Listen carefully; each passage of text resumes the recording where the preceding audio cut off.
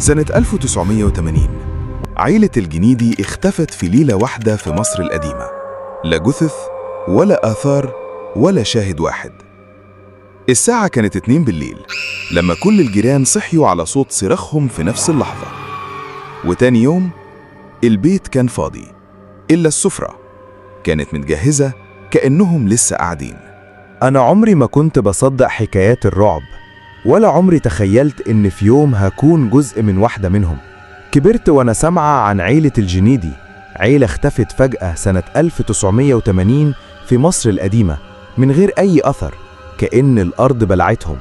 ناس كتير قالت عليهم أغنياء جدا، وناس أكتر قالت إنهم كانوا مخبيين أسرار مرعبة.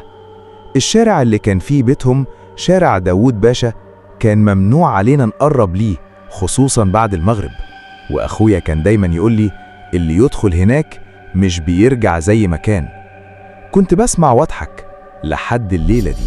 كنت في فرح واحدة صاحبتي، والوقت جري مني لحد ما لقيت الساعة بقت 11:30 بالليل، ولسه قدامي مشوار طويل للبيت.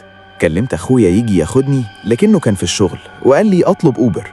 طلبت العربية بسرعة